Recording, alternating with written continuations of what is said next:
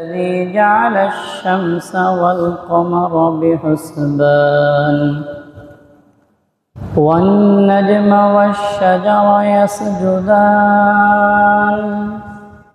وفضل زمانا على زمان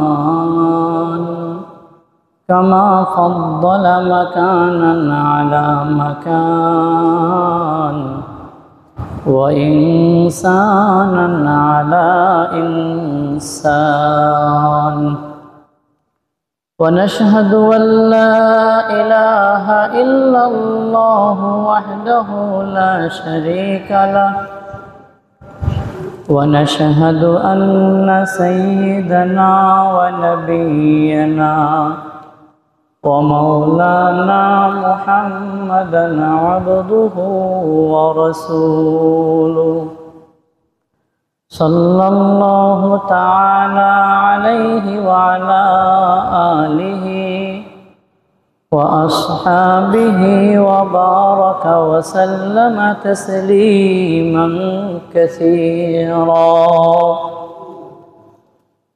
أما بعد فأعوذ بالله من الشيطان الرجيم بسم الله الرحمن الرحيم ولا تقولوا لمن يقتل في سبيل الله أموات بل أحياء ولكن لا تشعرون وقال رسول الله صلى الله عليه وسلم لا تسبوا أصحابي فإن أحدكم لو أنفق مثل أحد ذهبا ما بلغ مد أحدهم ولا نصيفا أو كما قال عليه الصلاة والسلام وعن أبي سعيد الخدري رضي الله تعالى عنه قال قال النبي صلى الله عليه وسلم الحسن والحسين سيدا شباب أهل الجنة وعن أبي هريرة رضي الله تعالى عنه قال قال رسول الله صلى الله عليه وسلم من أحب الحسن والحسين فقد أحبني ومن أبغضهما فقد أبغضني أو كما قال عليه الصلاة والسلام صدق الله العلي العظيم وصدق رسوله النبي الكريم ونحن على ذلك لمن الشاهدين والشاكرين والحمد لله رب العالمين سبحانك لا علم لنا إلا ما علمتنا إنك أنت العليم الحكيم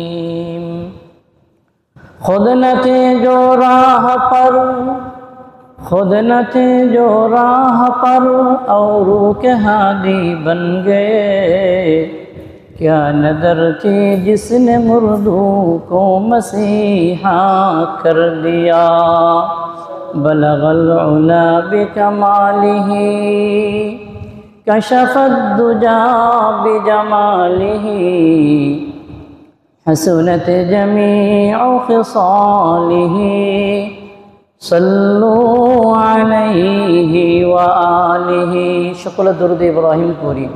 اللهم صل على محمد وعلى آل محمد كما صليت على إبراهيم وعلى آل إبراهيم إنك حميد مجيد اللهم بارك على محمد وعلى آل محمد كما باركت على إبراهيم وعلى آل إبراهيم إنك حميد مجيد সমস্ত প্রশংসা আল্লাহ রাব্বুল আলামিনের দরবারে, যে আল্লাহ রাব্বুল আলামিন আমাদেরকে সুস্থতার সাথে পবিত্র জুমার দিনে জুমার নামাজ পড়বার জন্য তার মসজিদে এসে বসবার তৌফিক দান করেছেন।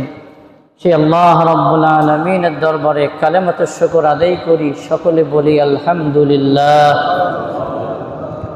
সম্মানিত মুসল্লিয়ানে কেরাম, আমরা গত জুমায় হযরতে হুসাইন রাদিয়াল্লাহু তাআলা আনহুর যে শাহাদত কারবালার ময়দানে, সে বিষয়ে আলোচনা শুরু করেছিলাম, তার ভূমিকা বলেছিলাম। এর আগে আমরা জেনেছিলাম আল্লাহর নবী সাল্লাল্লাহু আলাইহি ওয়াসাল্লাম হাসান এবং হুসাইন সম্পর্কে কি বলেছেন। আল্লাহর নবী আলাইহিস সালাতু ওয়াস সালাম এক হাদিসে বলেছেন, আল হাসান ওয়াল হুসাইন সাইয়্যিদা শাবাবি আহলিল জান্নাহ। হাসান এবং হুসাইন হচ্ছে জান্নাতি যুবকদের সরদার, বলি সুবহানাল্লাহ।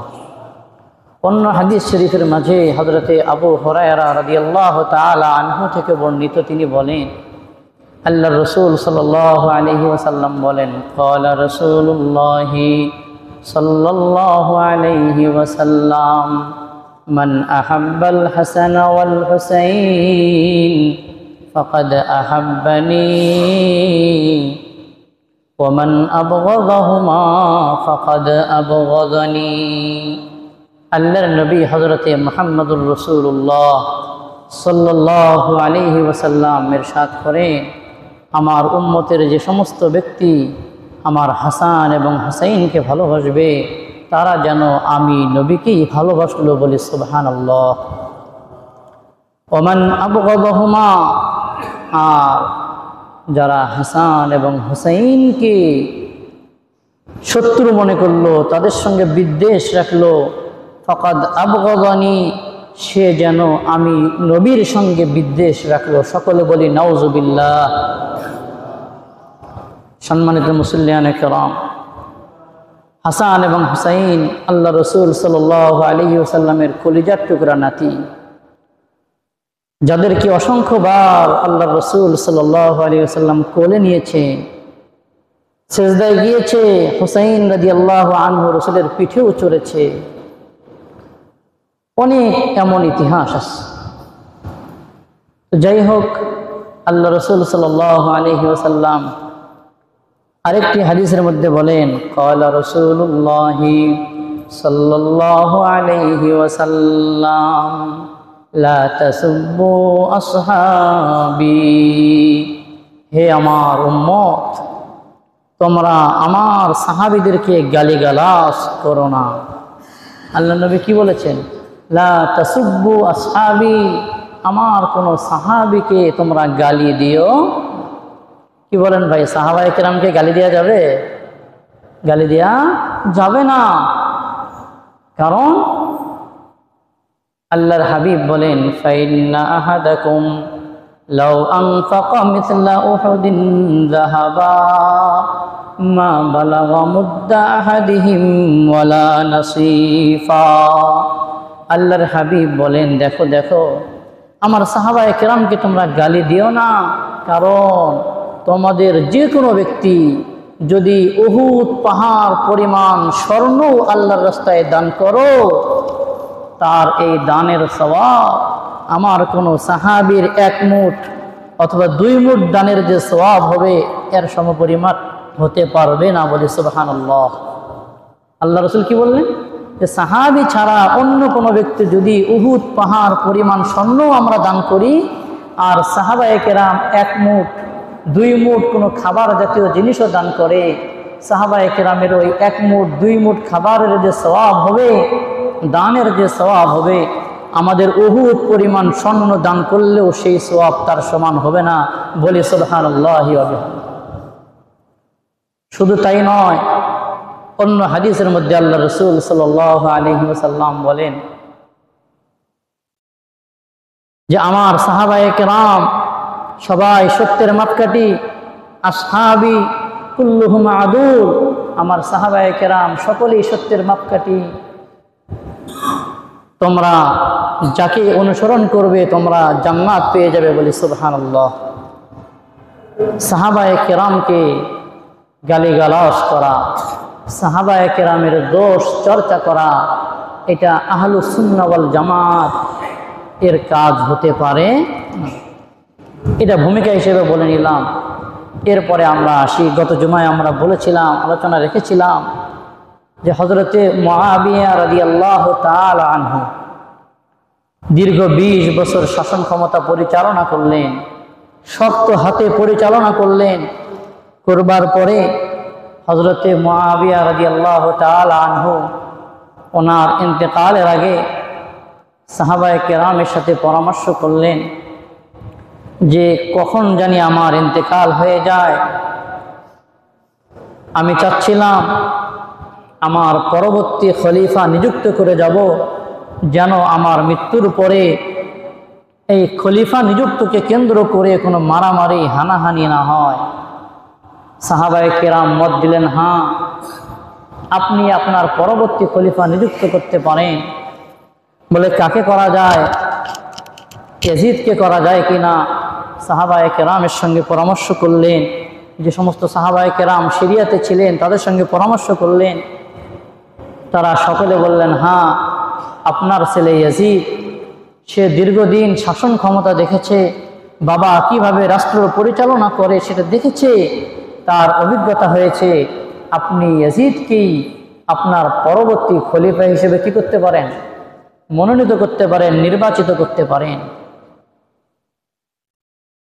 হযরতে আমিরে মুআবিয়া রাদিয়াল্লাহু তাআলা আনহু ইয়াজিদকে খলিফা নিযুক্ত করলেন। এরপরে হযরতে আমিরে মুআবিয়া রাদিয়াল্লাহু তাআলা আনহুর ইন্তেকাল হয়ে গেল। যখন আমিরে মুআবিয়ার ইন্তেকাল হয়ে গেল তখন ইয়াজিদ সিরিয়াতে ছিল না। উনি আসতে আসতে দেখে ওনার বাবার জানাজা হয়েছে, বাবার দাফনও সম্পূর্ণ হয়েছে। তবে তিনি এইটা জানতেন যে তাকে মুআবিয়া পরবর্তী খলিফা হিসেবে কি করেছেন, নিযুক্ত করেছেন। ইয়াজিদ এসে খেলাফতের দায়িত্ব গ্রহণ করলেন। খেলাফতের দায়িত্ব গ্রহণ করলেন। খেলাফতের দায়িত্ব গ্রহণ করে বিভিন্ন গভর্নরদের কাছে চিঠি লেখা শুরু করলেন, যাতে করে প্রত্যেক এলাকার লোক ইয়াজিদের হাতে কি গ্রহণ করে, ইয়াজিদের পক্ষে বাইয়াত গ্রহণ করে, ইয়াজিদের খেলাফতকে যেন মেনে নেয়। ইয়াজিদ এরকমভাবে বিভিন্ন গভর্নরদের কাছে চিঠি লেখা শুরু করলেন। তো এই সময় সেই ধারাবাহিকতায় ইয়াজিদ মদিনার যে গভর্নর ছিল তার কাছেও চিঠি লিখল, এবং মদিনার অবস্থা এই ছিল যে ইয়াজিদের এই খেলাফতকে মদিনার এবং মক্কার কিছু জলিলুল কদর সাহাবি, মক্কার কিছু বড় বড় সাহাবি, তার মধ্যে থেকে হযরতে আব্দুল্লাহ ইবনে ওমর রাদিয়াল্লাহু তাআলা আনহু, যিনি হযরতে ওমরে ফারুকের ছেলে, তিনি মেনে নিতে পারেননি। হযরতে আব্দুল্লাহ ইবনে আব্বাস, যিনি রইসুল মুফাসসিরিন, মুফাসসিরিনদের সম্রাট, মুফাসসিরিনদের সরদার, যিনি আব্দুল্লাহ ইবনে আব্বাস, তিনিও মেনে নিতে পারে নাই। হযরতে আব্দুল্লাহ ইবনে জুবাইর রাদিয়াল্লাহু তাআলা আনহু, তিনিও ইয়াজিদের খেলাফতকে মেনে নিচ্ছে না, মেনে নিতে পারছে না। আর হযরতে হুসাইন রাদিয়াল্লাহু তাআলা আনহু, তিনিও ইয়াজিদের খেলাফতকে কি নিচ্ছে না, মেনে নিচ্ছে না। সিরিয়ার সাহাবায়ে কেরাম তারা মত দিলেন, মুআবিয়া ইয়াজিদকে খলিফা নির্বাচন করলেন। মুআবিয়ার ইন্তেকাল হলো, ইয়াজিদ ক্ষমতায় বসলো, কিন্তু মদিনার জলিলুল কদর সাহাবি তারা ইয়াজিদের খেলাফতকে মেনে নিচ্ছে না।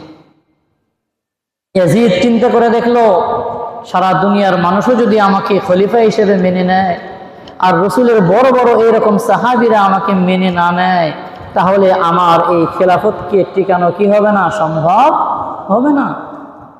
ইয়াজিদ সব রাষ্ট্রে সব গভর্নরদের কাছে চিঠি পাঠালো, সেই ধারাবাহিকতায় মদিনাতেও চিঠি পাঠালো, যে কোনো মূল্যে যে কোনো ওয়েতে এই সাহাবীদের কিনতে হবে, খেলাফতের উপরে বাইয়াত নিতেই হবে। মদিনার গভর্নর হাউস থেকে ডাক আসলো, আব্দুল্লাহ ইবনে জুবায়ের, আব্দুল্লাহ ইবনে আব্বাস, আব্দুল্লাহ ইবনে ওমর, হুসাইন ইবনে আলী, তোমরা মদিনার গভর্নর হাউসে চলে আসো।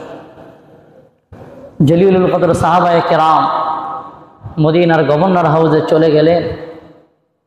তাদেরকে বলা হলো, ইয়াজিদ খলিফা হয়েছে, ইয়াজিদের খেলাফতের পক্ষে আপনাদেরকে বায়াত করতে হবে। তারা এক বাক্যে বলে দিল, আমরা ইয়াজিদের খেলাফতকে মানি না, মানতে পারি না, আমরা ইয়াজিদের খেলাফতের উপরে বায়াত গ্রহণ করব না। জলিলুল কদর সাহাবায়ে কেরাম মদিনার গভর্নরকে না করে দিলেন, আমরা বায়াত গ্রহণ করব না।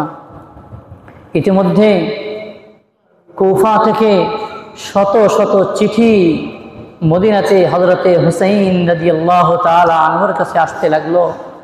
হে রসুলের কলিজার টুকরা নাতি, মুআবিয়া তো ইন্তেকাল করেছে, ইয়াজিদ খলিফা হতে চাচ্ছে, খেলাফতের দায়িত্ব নিয়েছে, আমরা ইয়াজিদের এই খেলাফত মানি না, মানব না। আপনি রসুলের নাতি আলীর ছেলে, আপনি খেলাফতের বেশি হকদার, আপনি কুফায় চলে আসেন। 1 লক্ষ লোক আপনার পক্ষে আছে, তারা আপনার পক্ষ থেকে আপনার হাতে খেলাফতের বায়াত গ্রহণ করবে। আপনি মদিনা থেকে কুফায় চলে আসেন। হযরতে হুসাইন রাদিয়াল্লাহু তাআলা আনহুর কাছে অনেক শত শত চিঠি গেল।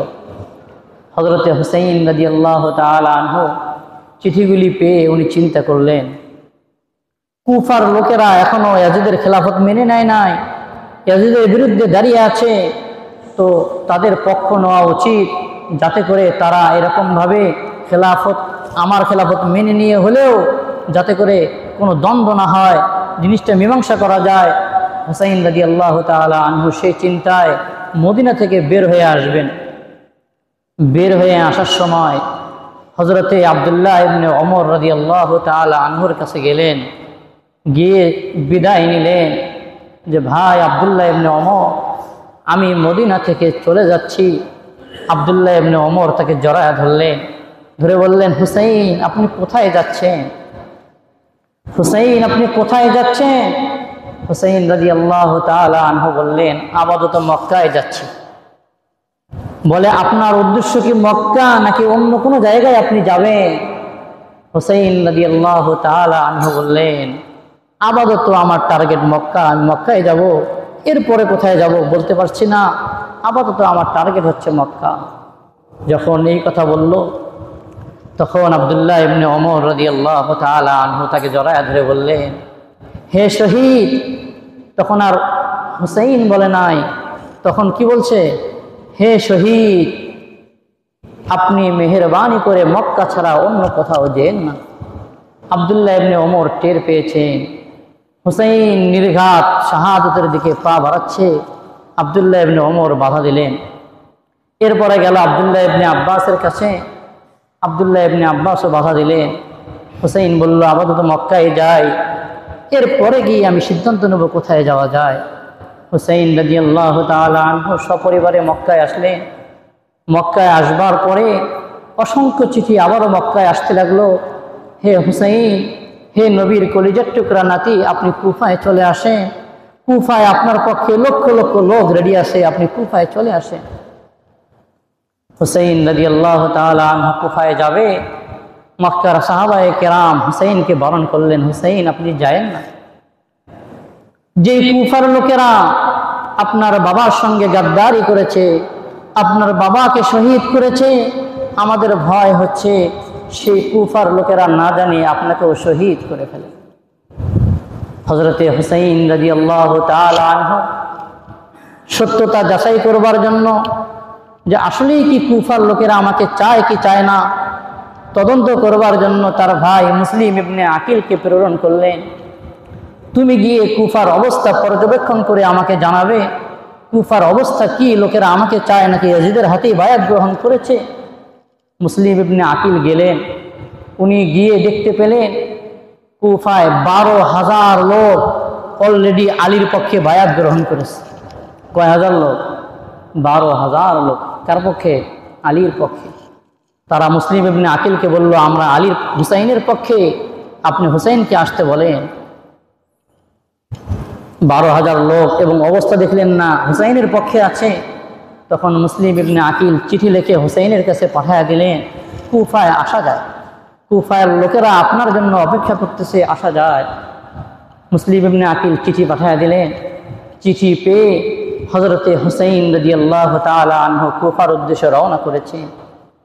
ইতিমধ্যে মুসলিম ইবনে আকিল কুফায় যে লোকের বাড়িতে অবস্থান করেছিল সেই লোকের নাম হচ্ছে হানি বিন উরওয়া।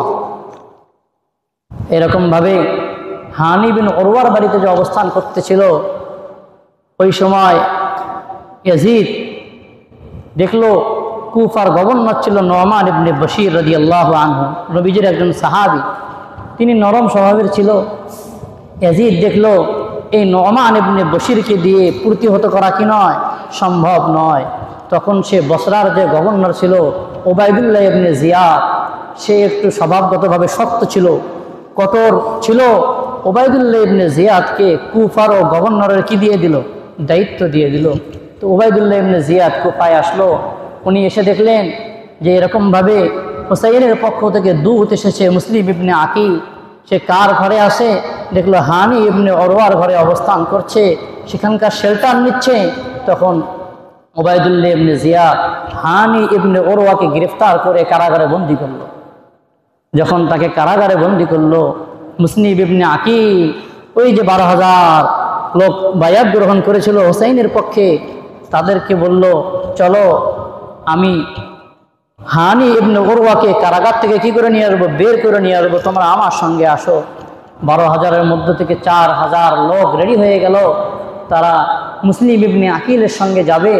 আর বাকি 8,000 গেল না, তাদের মা বোন এসে তাদেরকে আটকালো, তোমরা যেও না। 4,000 গেল।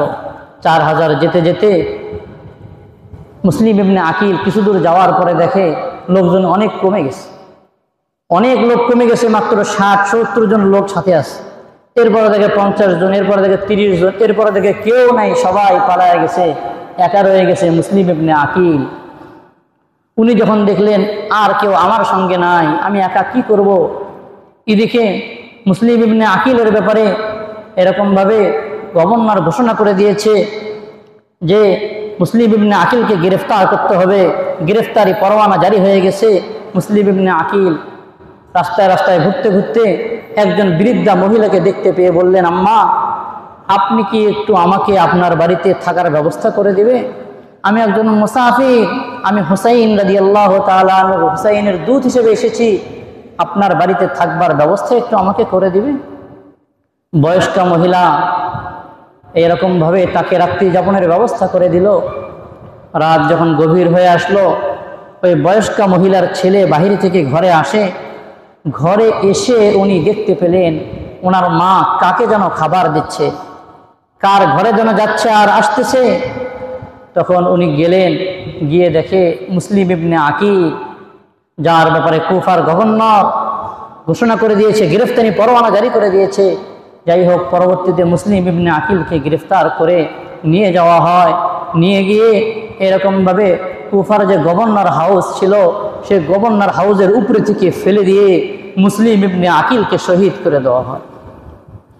এই শাহাদাতের আগে মুসলিম ইবনে আকিল একটা লোককে চুপিসারে বলেছিল, ভাই আমি তো নবীর নাতি হুসাইনকে আসবার জন্য চিঠি দিয়েছি, অবস্থা স্বাভাবিক ছিল, পক্ষে ছিল, চিঠি দিয়েছি, কিন্তু এখন তো দেখছি অবস্থা বেগতি, কুফার লোকরা গাদ্দারি করেছে, মেহেরবানি করে তুমি যদি পারো একটু হুসাইনকে গিয়ে বলো সে যেন কুফায় আর নাস।